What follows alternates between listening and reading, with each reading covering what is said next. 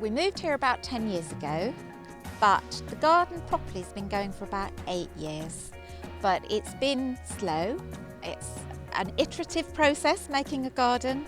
So bits of it probably are about 8 years old, but some of it's much newer than that. We all use the garden, me probably more than anybody. So we socialise in the garden.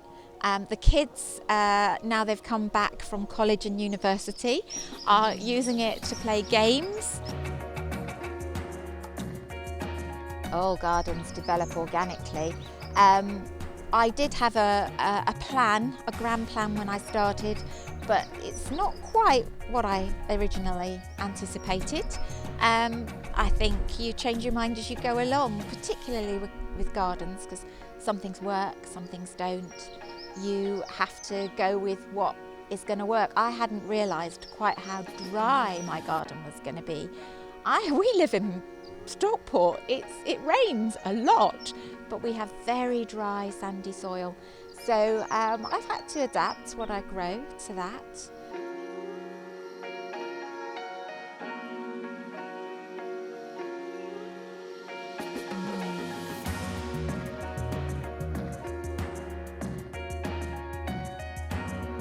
I think I prefer fairly loose planting, and I like the garden to look full, which is a bit of a challenge actually, because filling up a space, even if you do it after over several years, if you bought everything would cost a fortune.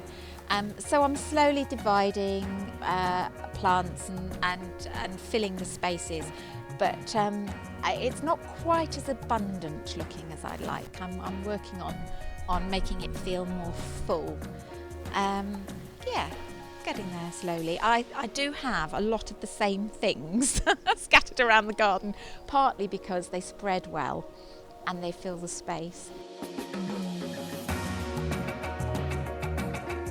At this time of year, I just love the flowering choicea, the white flowers on the choicea. I've got choices in several places around the garden because I love that. And they smell as well, they're scented.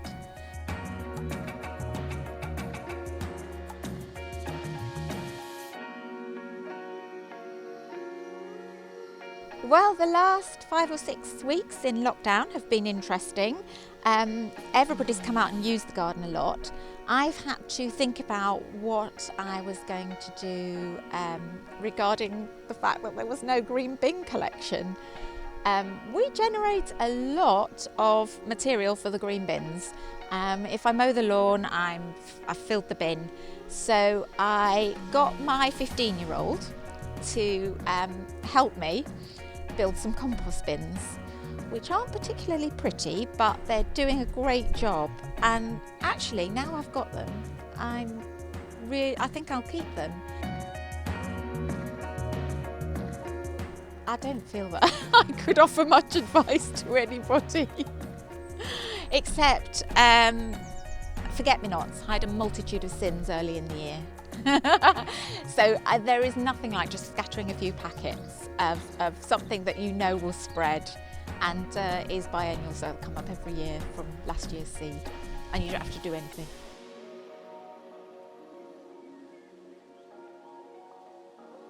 Enjoy it, enjoy the space, and don't worry too much about whether or not it looks perfect, because you're just on a hiding to nothing. Your gardens are never perfect. And there'll be a moment when one tiny part of the garden is just perfect, but in a week's time it won't be. Don't give yourself the trauma of worrying too much, just relax and enjoy it.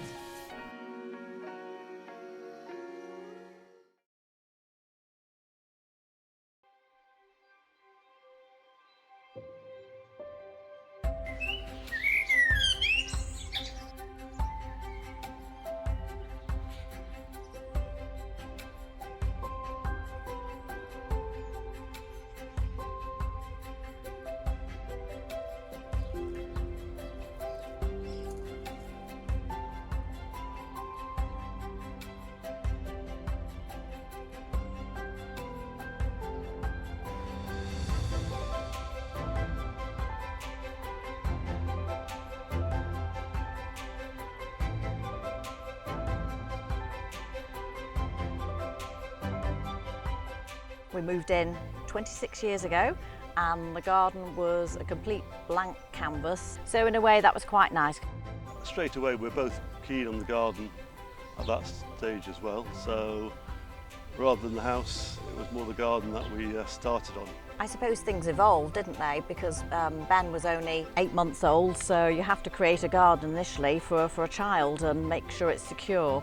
And then everything else comes gradually once they start to grow up. So what's our first major project? We probably the drive. We had 20 tonnes of stone delivered. Dumped on the pavement outside. So we gradually, it was a labour of love fitting that, wasn't it? So plenty of other projects over the years. Bit by bit, worked our way through the garden. Very little plan, just pick an area, decide to do something and get on with it. And things change over the years. Things that you think are good, suddenly you reassess and decide to start again. And I suppose that's gardening for you, isn't it? What looks good for a few years, suddenly you lose interest in and you want something fresh. Swing and rope ladder and the tyre were removed and the swing seat put in. Everything moves on. I suppose very much more shrubs and flowers. Do like the wildlife. We do like the wildlife. The pond in particular, of course. We spent a bit more time designing and planning. That does attract an awful lot of insects, birds. That has been a real joy for us.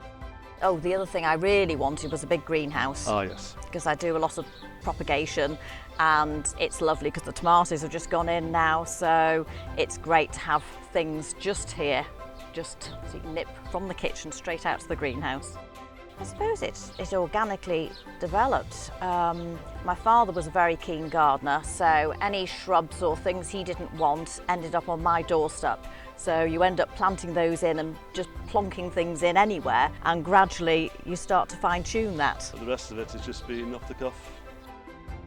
It's tended towards cottage garden, but that's not particularly our plan or just the way it's worked out really, isn't it? I suppose those are the plants that we love, the traditional plants like peonies, delphiniums, phlox, which tend to be the classic cottage garden plants. The front garden would very much be a spring garden. I absolutely love tulips, so it's full of tulips. The camellias are out at the front as well. And then I suppose as you're coming into the main border, that's very much summer to autumn. The baseous border probably, well, it's not quite getting going yet, but another 3 or 4 weeks and it'll be in full bloom. The forget-me-nots kind of fill in that space in between the spring and the summer. I think probably our favourite thing in the garden, plant-wise, must be the wisteria on the side of the house. We planted that soon after we moved in. It does get big and needs lots of pruning, but it is stunning when it's fully out. I'm quite precious about the yellow azaleas. They were collected from my father's plants, and from the seed he grew on the plants and gave them to me about 25 years ago. And the scent is beautiful, but of course it's the nostalgia as well. And other features, the tree house has got such strong family memories for us. Building it for the boys. When they left home, I was talked about taking it down. I was overruled on that one. It has to stay. I do like the decking we're sat on now. I suppose we all make mistakes. You can always move something if it's not right. And I think often the problem is we fall in love with a plant, and if your soil type isn't right, or if you're trying to put a sun-loving plant into a shady area, it'll probably die. And I think it takes a few years before you realise that you've got to match the conditions to the plant. I think you've got to move things around. If it's not working in one place, move it around somewhere else and see if it does any better. And at the end of the day, if it's not working, it's looking tired and not giving you any joy, get rid of it and try something different. I suppose when we started out, I think light in the garden is one of the most important things. We did have trees on the south side of the garden which we took down to give us more light, so light is very important.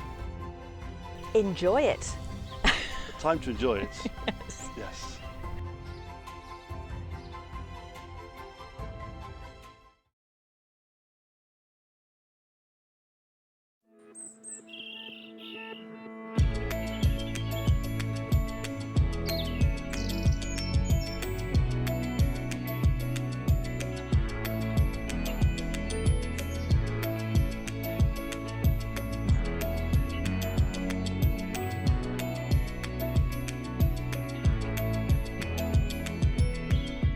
house itself dates back to about 1906, and you can tell from the quality of the soil that it's been well cultivated for over 100 years.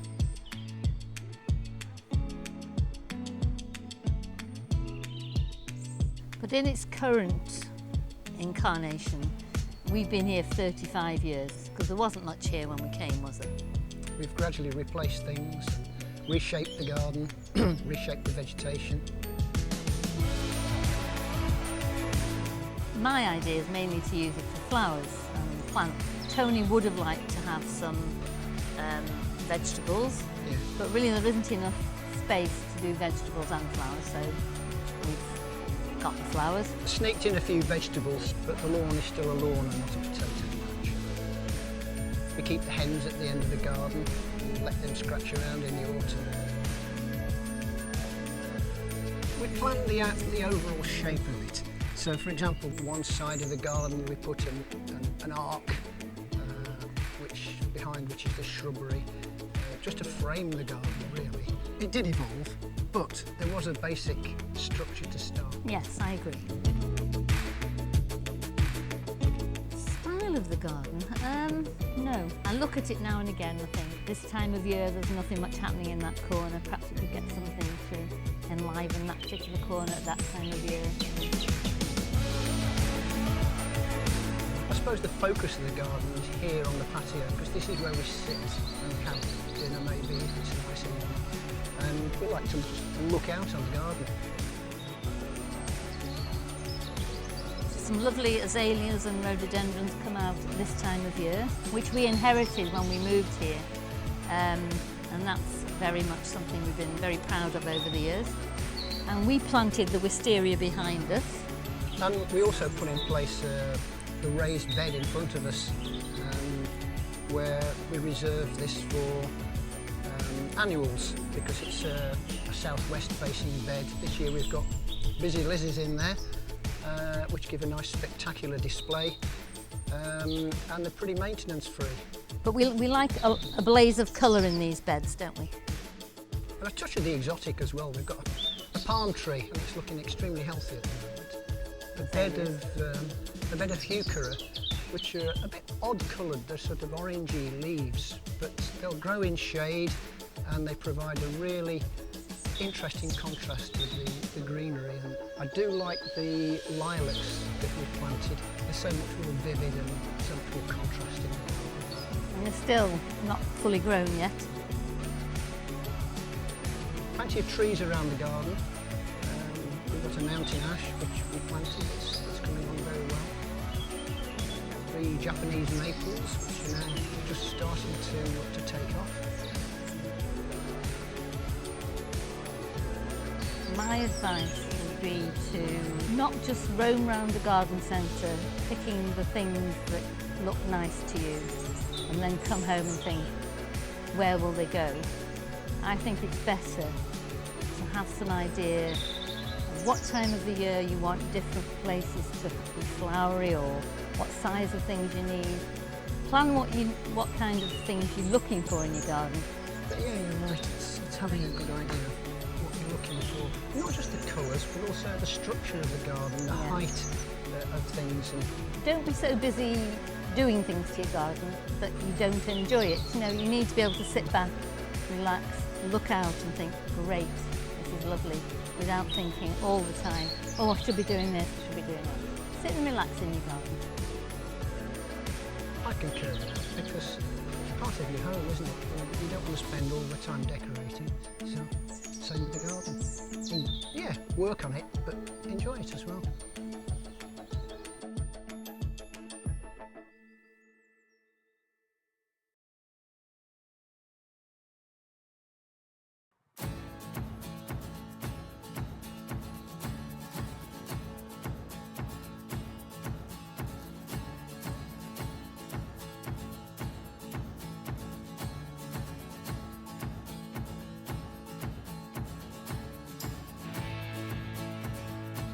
The garden was constructed in March of last year. It took about 6 weeks to construct, and so it's a relatively new garden. Some parts of it are a little bit experimental still. because I was thinking of a colour theme, and some bits of it I do like, particularly the tulips with the geums, so this orange and this colour. I wanted the space to be used in a recreational way, so I feel it's a very sociable garden because there's seating available, you can fit lots of people in. But I also wanted something attractive to look at from our apartment. It was to try and make the garden as neutral as possible so that something didn't stand out particularly, but the colouring of the plants did. That becomes the feature. Because the move to this apartment was instigated by a situation where my husband will be in a wheelchair. When you are looking to create a wheelchair area, you have to have certain dimensions. All of those considerations meant that the hard landscaping had to be a certain way. The flowers were the style of the garden. The landscaping has been the style of the garden. The flower beds are naturally on this side of the garden because of the sunshine and the way that the sun is orientated. I consider it all special, to be honest, the garden, and I don't think that any one thing particularly overtakes another part of it because it's quite compact. If you're starting out, don't worry about it. Don't be frightened if you make a mistake. Move it, give it away, or if it's a packet of seeds, just think, well, it cost me £2 and that's it. You don't have to spend a lot of money to make beautiful displays. As regards lockdown, we're creating a meadow at the side of the property, which is actually council land, and I've taken over the maintenance of that, so I'm mowing it and sowing seeds, but it will be a community meadow, so that's something that's happened during the lockdown. The garden is an area that I really enjoy spending time in, so it's just a part of my daily, not routine, but it's a part of my daily life.